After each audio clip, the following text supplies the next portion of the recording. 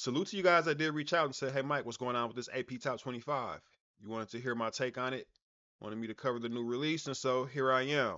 And I'll use this video to also talk about some of the games these teams played as well, instead of trying to do recaps from games that were 3 and 4 days ago. So let's get started. UCLA, they're at the top, number one. No arguments here for me. What about you guys? Let me know in the comments if you agree with UCLA at one. I think they've done nothing wrong to fall from number one. They're the best team right now. I did notice that Kiki Rice, she took over that starting point guard position.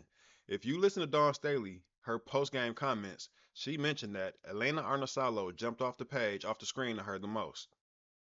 Her playmaking, her high assisted turnovers, high assisted low turnovers, excuse me. In my opinion, that's been a big game changer for UCLA. Not just Bet size, Lauren Betts and her size, of course. That's a separator. But it's also Arnasalo as a playmaker. So her moving back to the bench and playing 20 something minutes, it was a blowout game. So not a lot to read into there. But to me, that was big. That was big. And opponents going forward will definitely appreciate if Elena Arnasalo turns into a part time player as opposed to a full time guard for UCLA.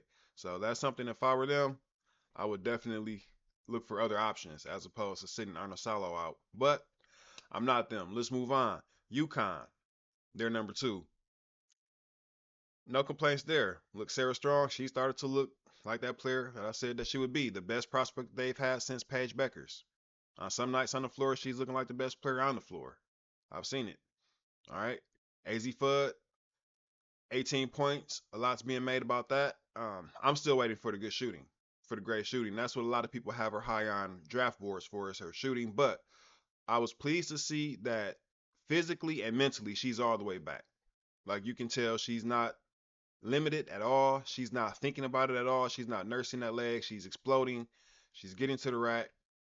Um, just not so sure about the shot. I know it's pretty. Look, Klay Thompson's jumper is still pretty. All right, pretty doesn't always go in, so it can still be not as effective as it used to be and look good. So that's not really the concern with me. I want to see it go in the rim at a higher rate than what it's doing. But she just got back. There's a lot of season left, and so we'll see how that goes. If she can get back to being a 40% or better, or even close shooter. South Carolina at number three. They looked really impressive their last couple of games. I'll say that. We've seen a lot more from Maddie McDaniel. You know, that's a big one. We've seen a lot more from Malaysia Fulwiley. A lot of people were calling for that. We've seen Watkins. Well, she looked like she was back from game one. Let's be real. But yeah, Watkins has looked good. Chloe Kitts has looked really good. Fegan has looked amazing. She seems to have figured out some balance with the guards as far as bringing Fulwiley and Maddie McDaniel off the bench and others. So really like what I'm seeing out of South Carolina. Obviously, they've had the toughest schedule out of everybody, and so they're going to be the most prepared team the soonest. And so we're starting to see them round into shape. Texas, they handled their business. They handled their business against West Virginia. It wasn't a blowout game by any means. It wasn't super impressive, but they did handle their business. So I have no problems with Texas at four. They'll have some tougher tests really soon, and we'll see what they're really made of. They haven't had the schedule that South Carolina has had. Let's just say that. LSU, they've also had a really easy schedule. And I know they're tired of hearing about it. And I know they did play North Carolina State. But as you see, or you will see once we get to the bottom of this list, North Carolina State is no longer in the top 25. All of their big games they've had, they lost all three against top competition. And they're missing something. You can tell they're missing something if you watch them play. And that's something that they're missing is their big transfer, Caitlin Waymeyer. She was the Patriot League Player of the Year and Defensive Player of the Year. She averaged 18 points and 10 rebounds. You know, obviously some rim protection. She was the Defensive Player of the Year. You see her blocks there. She was top 10 in the nation in that. And so without her out there, they just can't compete against the top teams. You can tell if you watch the games that they've had against the South Carolinas of the world, against the LSUs of the world, they're missing that interior presence. So without Caitlin, they're just not the team that they're supposed to be. And so in my opinion, LSU still hasn't really played any top tier competition. All right, USC, number six. No problems with that. They haven't played anybody that will move them up in the ranks. They haven't done anything to move down. Two great bounce back games, in my opinion, from Juju Watkins and Kiki Iriafen. A lot of people were sliding Kiki down the mock draft boards from that one game against Notre Dame, which I thought was ridiculous. She was a couple bunnies away from a good game, but Really good bounce back game. They both had matching 30s. That was the first time in a long time for USC. But the biggest things for me, Juju Watkins 3-point shooting. Last two games, 43% and 50%. Right? She's starting to get more towards, the 3-point shooter that we know her to be. She's not a great 3-point shooter, but she's definitely not as bad as what she's been to start the season during those first 5 games. And also, Talia von Oelhoffen. She's starting to look like the player that they were anticipating getting when she came over in the transfer portal. She had 2 good games in a row, and also Avery Howell. With Kennedy Smith being out, they needed somebody to step up. Avery Howell has done so with 2 great games in a row, in my opinion. If she can continue playing like that, when Kennedy Smith gets back, now they have some depth. Now they're talking about a team that can really make a run because so far this season, that's been their big Achilles heel, is just not having a lot of depth and not having players that they can trust in some of these big games that they've had early on, the 2 that they've had. Maryland at number 7, they moved up 3 spots, rightfully so, in my opinion. You guys know I'm a big fan of Kayleen Smykel. I like what she's done so far this season, but I have no qualms with Maryland moving up.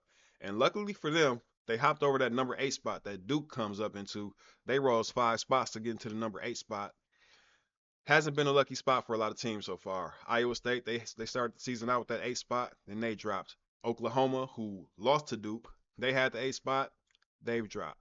So hopefully Duke has better luck with that number 8 spot than other teams have had, but no complaints there. They're a really good team defensively. They were last year. They are this year. You have Ashton Jackson and Reagan Richardson. They lit it up in that game against Oklahoma. Toby Fournier, she's been playing great. She was actually leading the team in scoring for the first 4 or so games, but they're a really good team. I'm not sure if number 8 is where they'll lock in at because I have another team that I think will actually come into that top 10 soon, but we'll talk about that when I get to them. All right, TCU at number 9. Now, back when they were ranked 17th, 18th, maybe even lower than that, I highlighted them as a team that could potentially upset one of the top 8 teams come tournament time, just because they have, number one, their veteran leadership is at the right positions, point guard and center, 23 and 24 years old, and they're the best 2 players in Haley Van Lith and Sedona Prince. And so I think that works out really well for a tournament team. And TCU is one of those teams that I'll be keeping my eye on. Now that they're actually ranked in the top 10, I mean, they are one of the top teams, but I'm not sure how much of an upset it'll be. But I do think that TCU is a very dangerous team, not just now, but especially come March. Notre Dame at 10, I mean, they lost 2 games. They lost 2 games. I expect to see them drop 7 spots, and this is exactly what they did. So I have nothing to say there. Didn't really follow up that impressive performance against USC too well. Citron, she's been really good in the last 2 games, but as a team, not at all. Especially Kate Koval, she's really struggled these last couple of games. They're looking to get Maddie Westbill and Liza Carlin back very soon. Couldn't happen any sooner for them. If you're a fan of Notre Dame, I'm pretty sure you can't wait either. Oklahoma at 11. I mean, they took a tough loss against Duke.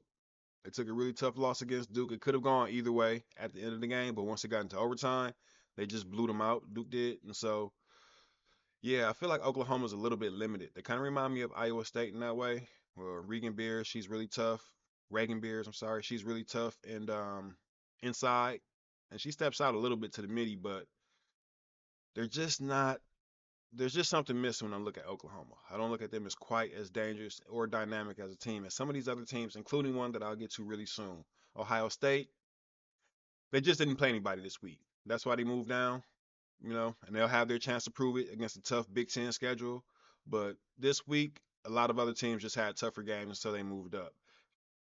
All right, Kansas State. You guys know I'm really high on Ayoga Lee. I feel like they should play her more minutes. I'm not sure what's going on there. Maybe she's limited medically, but they took a tough loss. They took a tough loss. I'm not really sold on the Big 12 as a conference, but they took a tough loss, and so they are where they should be. I think that Kentucky at 14 is a team that's a lot better than where they're ranked, and they'll have their chance to prove it really soon. I mean, they already beat Illinois, who's also ranked, and they didn't just beat them; they beat them by 23 points. Really convincing win. That's why I say they should be even higher. But unfortunately, Illinois isn't ranked that high. I feel like Clara Strack will be the most improved player in the country this year. She's up there in that group of super sophomores. She wasn't necessarily a freshman phenom, but she's for sure one of the top bigs in that sophomore class. To me, she's kind of like Brink 2.0. Her sophomore stats are already tracking at the same level that Brink's junior year did. But yeah, when I look at Kentucky, I see Clara Strack at 6'5", like I said, most improved player. I see Tiani Key at 6'4". She's gonna hit you for a double double. I see Amelia Hassett. She's also gonna hit you for a double double. You have Georgia Amore leading the thing. She's headed to the WNBA. She's gonna get you a lot of assists every single game and kind of floor general this thing. Now you have Clara Silva coming off the bench at 6'7". All of that length, 6'5", 6'4", 6'3", in a starting lineup, they're gonna cause some teams some problems. They're going to cause some teams some problems. Matter of fact, they are a problem. I think that they're like a top 10 team right now. They just haven't had the chance to prove it. But Kentucky, mark my words. I said this about TCU. I'm saying this about Kentucky. They're going to upset one of your favorite teams. All right, in the tournament. I'm saying that now. All right, West Virginia at 15. This team, nothing to hang your heads about. Losing to Texas 73-78. That's a great team. You put up a great fight. You only fell 3 spots from the number 12 spot. So to me, that's appropriate. I'm not so sold on the Big 12, like I just said, and so I don't think they'll have a lot of chances to move up in the rankings this year, but they are where they should be, in my opinion. They're a really good team. J.J. Quinterly, Jordan Harrison, Sydney Shaw, they're really guard reliant, in my opinion. Watching them is kind of like watching North Carolina State, where you just see that they're missing something, but the difference is North Carolina State has that player that they're missing. I don't think West Virginia does. North Carolina, not a lot to say about them. They are where they are. They are where they should be. They didn't move from 16. They didn't really play anybody significant this week. So that's all I have on them. We'll see about them next week. Iowa, they moved up 5 spots. They're closer to where I thought they should be starting the season off. Higher than Iowa State, number one. I did appreciate the fact that they started out at 22 when they finally made the AP Top 25 last week. But this is more about where I would put them. Even higher still. They have the potential to go higher. We'll see once the Big Ten season starts. But this is where I think they should be for now, for sure. They're a really good team. They're so well coached, and they're deep on a lot of levels. They have a lot of. I mean, we saw it on display with the fact that they won without Lucy Olsen. They didn't miss a beat these last couple of games. So that's Iowa. Ole Miss at 18. I mean, that's right for them. That's right for them. They didn't look good at all against South Carolina. They're beating up on teams like Alabama State, 89-24. So they're right where they should be towards the bottom of the rankings. I don't think they'll rise too much this year, though. I think they're a team that's right where they should be, or maybe they'll even drop out of the top 25 at some point. I just don't see them as a team that has the scoring ability that some of these other teams, even some of the teams beneath them, have. Alabama being one. They're 8-0. They're now number 19. They moved up 4 spots. Sarah Lee Barker, the whole squad there. I believe that Alabama actually has a little bit more in their bag than Ole Miss. Maybe they'll move up a couple more spots. I don't think they're better than Iowa though. We'll see. Iowa State, they've just had a rough time. I mean, they're only 6-2. They've only lost two games, but those 2 losses did not look good. And also the game that they won against Drake, they did not look good in. And losing against a team like Northern Iowa, that's gonna haunt you all season long. Probably won't be back in the top 10 at all. They do play the Big 12 season, as I've mentioned before. So they won't play a lot of top ranking teams once conference play starts. That's Iowa State. Dangerous team in the tournament. We all remember Audie Crooks going for 55. She can do it again. Not a team that I would put in the top 15 again, probably this year, though. Illinois, they dropped 2 spots. They'll have their chances. They'll have their chances to prove that they're better than, number 21, but I don't think they are. I think that's appropriate. Louisville at number 22. They moved up 2 spots. I've always been a fan of Louisville coming in. Maybe it's just their freshman class that I'm a fan of. And we haven't really seen much from Mac Randolph. We did get to see a little bit from Taj Roberts. She kind of popped out a little bit there early in the season, but Michigan is one that I'm really excited about seeing. And I'm not just saying this because it's Big Ten. All the rest of these teams are Big Ten, you guys. But Michigan at 23, I was so excited to finally see them make the top 25. I feel like that showing that they had against South Carolina to start the season should have placed them in the top 25 to begin with. But I know they needed a little bit more on their resume to make people believe in them, right? Forget the teams, but to make the AP believe in them. And so they've done so. I think that combination of Salazars and Hobbs, that's a very dangerous combination. They have one of those 1-2s that can put any team out at any time. We're a long way away from the tournament. I don't know why I keep focusing so much on tournament play, but that's me. Always looking forward, right? Michigan State. Good to see them in the top 24 as well. Obviously, good for me to see any top 10. Right. I do think that Michigan will have a chance to rise a lot higher. I think they can maybe a top 16, 17 team before the end of the season.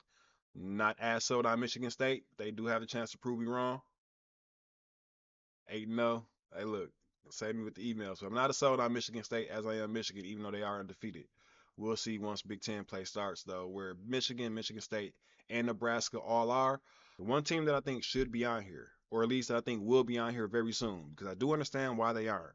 It's Florida State. Florida State, they took that loss to Illinois, and so like I said, I get it. That loss to Illinois was one that you can't take, right? But Tanaya Lotson, leading scorer in the country, Michaela Timpson, just double machine. I believe that twosome alone will have Florida State on this top 25 list very soon, and they'll stay there by the end of the season too, or until the end of the season as well. All right, so those are my thoughts on the top 25. Let me know yours in the comments. Did they get it right? Did they get it wrong? Let me know what you think about my assessments of their rankings. Who do you think should be on the list or off? I will be in the comments responding to you guys as always. I'll catch you on the next one. Until then, peace.